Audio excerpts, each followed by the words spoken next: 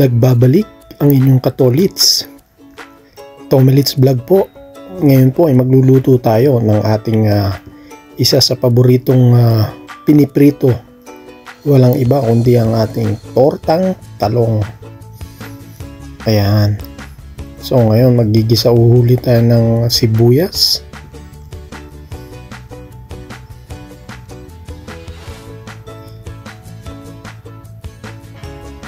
Ayan. Halu-haluin lang po natin yan para medyo hindi masunog. Isinabay ko na rin ang ating bawang. Yan. Sa mga oras na yan, kailangan lang po natin siyang medyo mag-brown ng konti, mag-light brown. Yan, konting mekos-mekos.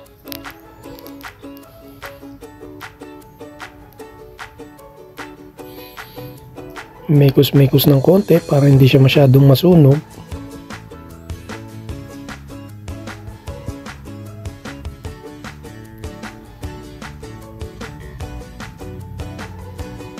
Ayan. So kailangan mga katolits medyo luwaluin nyo lang siya lagi kasi medyo ano yan mabilis kasing masunog. So para maging balance yung pagkakaluto ng sibuyas at ng bawang. Yan. Halu-haluin lang natin. Kasi tatanggalin ho natin yan at ilalagay natin doon sa niready nating tortang talong.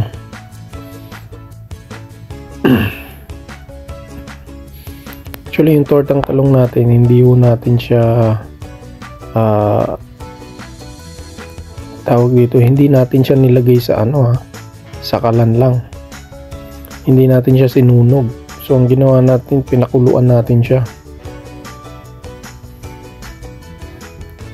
Ayan. Yan, pag medyo brown na siya ng pagkakaluto, tatanggalin na natin yan. At ihahalo na natin dun sa niready natin tortang talong.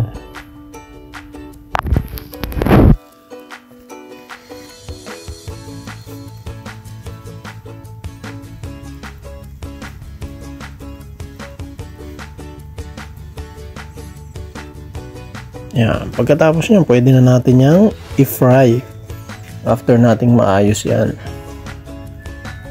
at matanggal.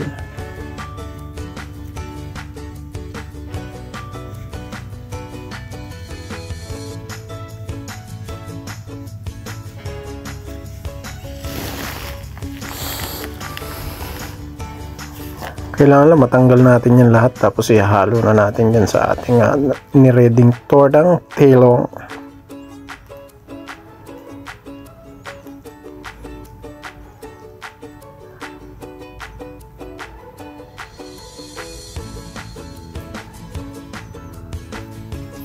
So nakalimutan ko kasing gumamit ng strainer dyan mga kakuis.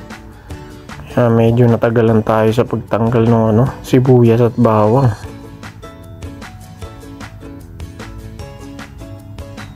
Medyo may mga nalalaglag siya ng bahagya. Pero fast forward to that, nailagay na natin lahat ng kanyang sangkap dyan sa ating tortang talong. Ipaghahalo lang natin yan. Yeah, so magpiprepare na rin tayo dyan ng mainit na kaldero. Ang sa gayon ay mailagay na natin at mailuto na itong tortang talong natin.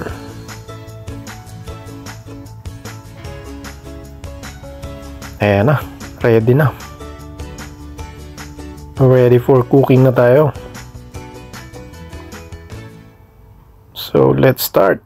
Tortang talong.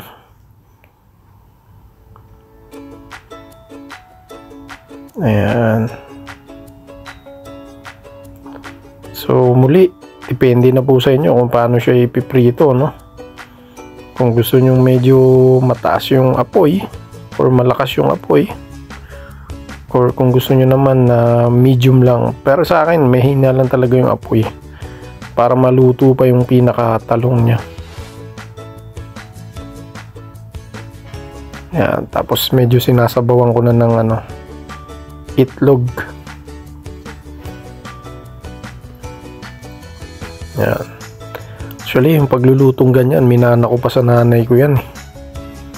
Kasi madalas pagka nagluluto si nanay, talagang tinitignan ko eh.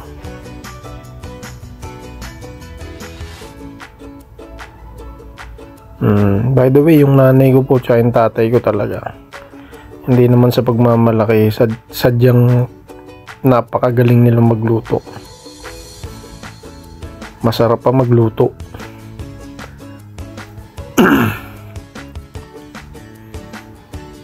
Ayan, tapos hihintayin lang natin mag brown ulit yan. Ayusin lang natin yung naiwang talong. Yan,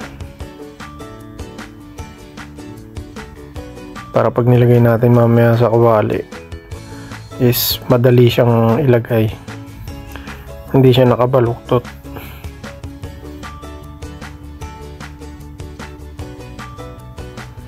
Ayan, check natin mga katulits. Ayan, pag medyo brown na siya, pwede nyo nang baliktarin yan. So depende niya sa inyo kung gusto nyo pagsabayin baliktarin o pa isa-isa, okay lang yun.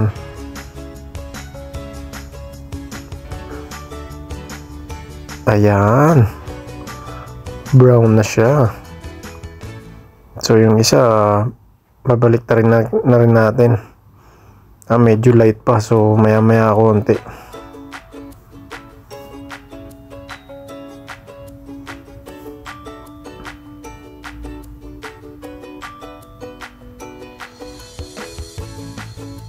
So ayan, medyo nag-brown na rin. So babalik na rin natin yan. Agoy. Iyon.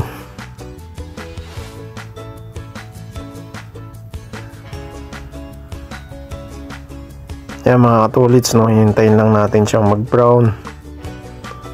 So depende sa inyo kung gusto nyo nung medyo light brown lang. Pero sa akin kasi gusto ko yung may pagkatutong eh.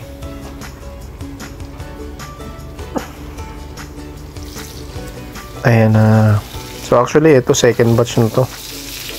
Hinango ko na yung kanina.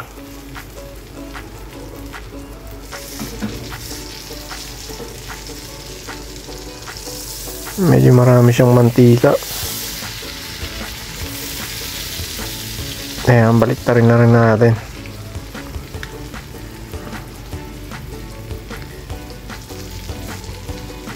Yeah, yung ganyang kulay pwede na yan mga katolits.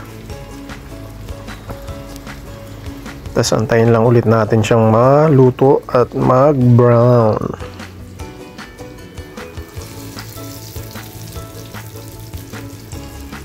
So yan na. Yan, no, musok-usok pa.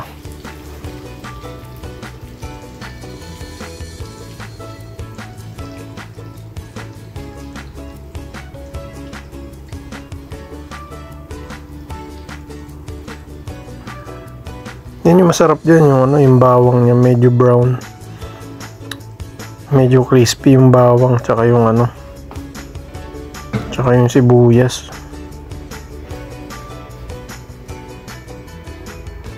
So it's time to eat na. Yan, natapos ko na mga lodi.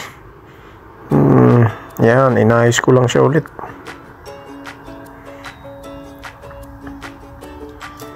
Okay, it's time. Oh, diba? Ang bilis.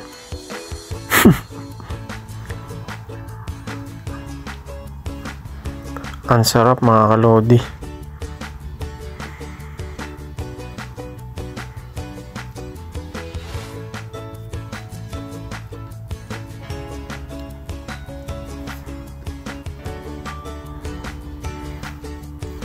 Actually, nung bata ako, wala akong hilig sa pagluluto eh. Kumbaga talagang nainganyo lang ako kay nanay. Kasi si nanay tsaka si tatay madalas sila yung tinatawag sa lugar namin din dati para magluto.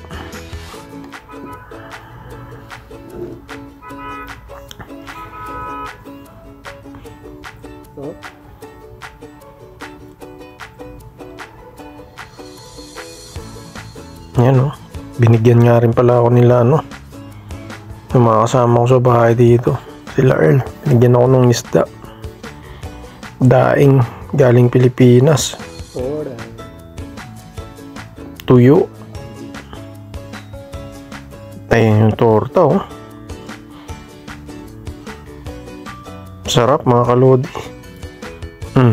Diba?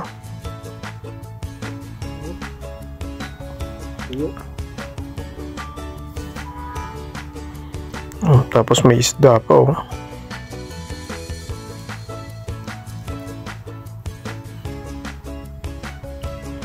Sarap kumain ng kumain, kaso kailangan mag-control, eh.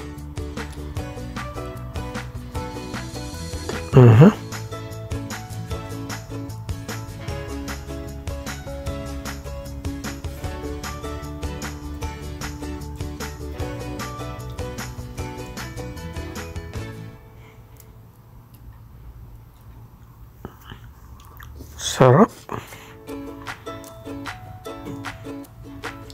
Pati yung isda, sarap din.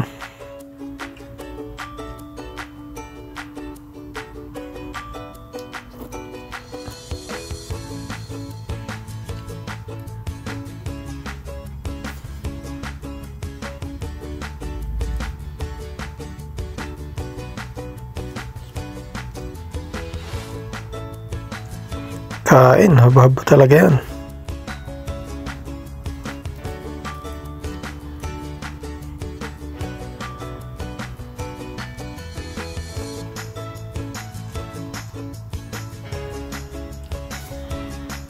Kasi mamaya hindi na tayo kakain, mga kalodi. Tulog tayo ng maaga para makabawi din sa tulog.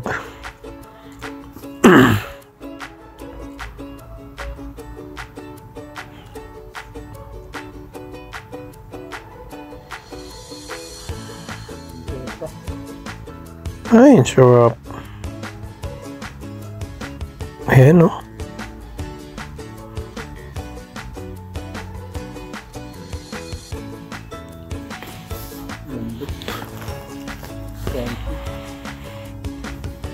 Sarap ng torta.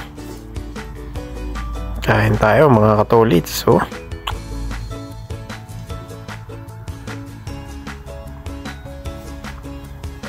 Actually, wala akong ano, eh. Wala sana ako sa mood mag-vlog. Buti na lang sinabi sa akin ni Brother Erwin na mag-vlog ako, kasi sayang naman kung hindi ko iba-vlog yung niluto ko. Kaya yan, napablog tuloy ako.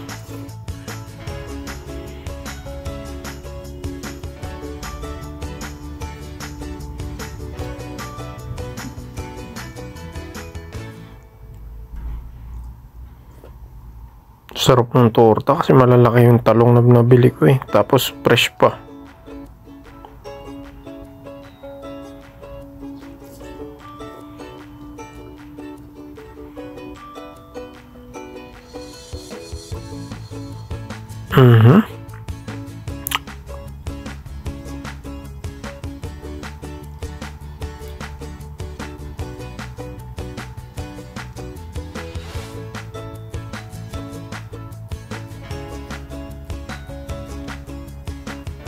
Nagkalasog-lasog na siya sa akin.